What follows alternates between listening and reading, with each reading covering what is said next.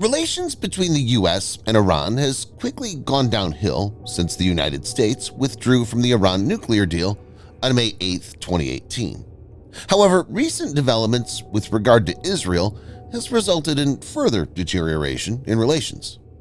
Iran's Foreign Minister Hossein Amirabdollahian, in an interview with Al Jazeera, threatened expansion of war fronts if the war in Gaza doesn't stop.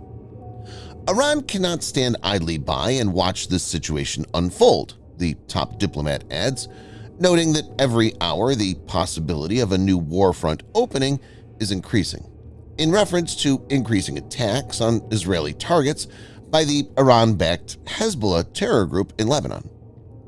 President Biden said in a meeting with the leaders of the Jewish organizations in the U.S.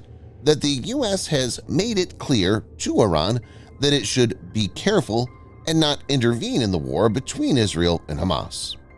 In this video, Defense Updates analyzes why Iran won't dare to pick a fight with the U.S. over Israel's Gaza operation. Let's get started. Before we proceed, a word on NordVPN, which is one of the most trusted VPN brands worldwide that has a no-log policy validated by Deloitte, an industry-leading Big Four auditing firm. NordVPN provides an encrypted tunnel that protects your privacy by preventing external entry to your internet traffic, as well as enabling you to access content that's blocked based on geolocation.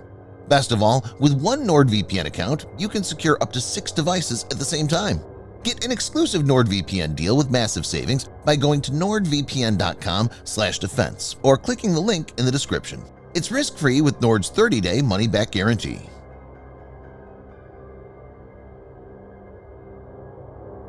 The Iranian Navy has about 400 vessels. Though the quantity may not seem bad, the quality leaves a lot to be desired. Iranian Navy is considered a brown water navy and operates mainly within the 50-kilometer exclusion zone.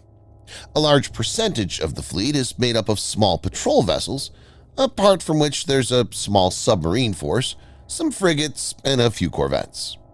The most potent submarine in the fleet is the Russian diesel-electric Kilo class, which displaces around 2,325 tons. Iran has 3 of these. The other submarines are much smaller than these, and none of these submarines are nuclear-powered or have air-independent propulsion. This submarine force is nowhere close to what the U.S. brings to the table. It has 22 Virginia-class, 26 Los Angeles-class submarines, as well as 3 Seawolf-class attack subs in active service, apart from 18 Ohio-class submarines. All of these are nuclear-powered, have a displacement upward of 6,000 tons, and are all technologically far superior. Iran neither has a destroyer nor an aircraft carrier. There are 6 frigates and 3 corvettes. The most powerful of these is the Sahand class, which displaces around 2,000 tons. These are no match to the advanced U.S. surface combatants.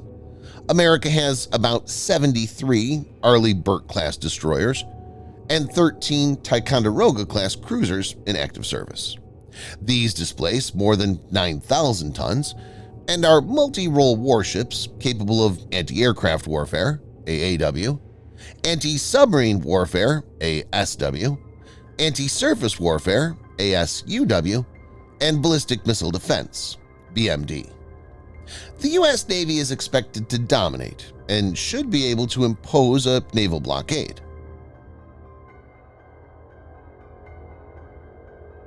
On paper, the Iranian Air Force possesses more than 300 combat-capable aircraft, but all of them are either 3rd-generation or 4th-generation ones.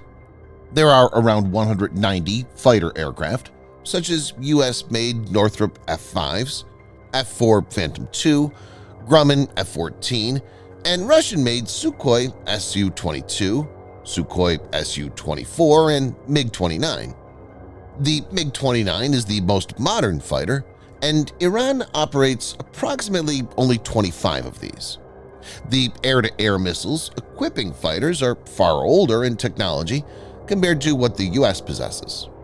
It's important to note that a deal to acquire Su-35s from Russia has not progressed. F-22 and F-35 are a generation ahead of MiG-29 and are stealthy. In this scenario, the Iranian pilots will find it very difficult to detect and target them. The U.S., with far more sophisticated fighters, coupled with way better pilot training and aerial strategy, is expected to quickly get air superiority over Iranian skies. Iran has 525,000 active personnel and around 350,000 in reserves. Iran's military reportedly has 1,600 tanks. This includes some 100 locally produced Zulfikar, about 100 very old British-made Chieftain, about 200 US-made M60 Patton, as well as around 1,000 T-72 tanks of different variants. Technically, the T-72 is the best of the lot. Viewers may note that in the 1991 Gulf War and in 2003 during the invasion of Iraq, the T-72s were quickly swept aside by American M1 Abrams and British Challenger 2. Tehran also is thought to possess around 2,300 armored fighting vehicles, around 550 self-propelled artillery, around 2,150 towed artillery pieces, and approximately 2,000 rocket projectors. While the equipment is available in decent numbers, almost all of these are technically far less competent when compared to American counterparts.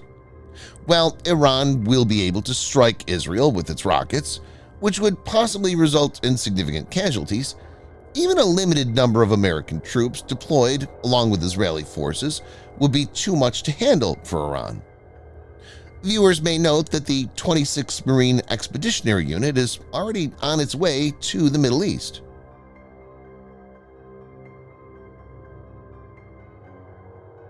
Any intervention by Iran would mean that it would have to devote significant resources to it and surely attract new sanctions from the US and the West. Iran's economy is facing significant medium-term internal and external risks.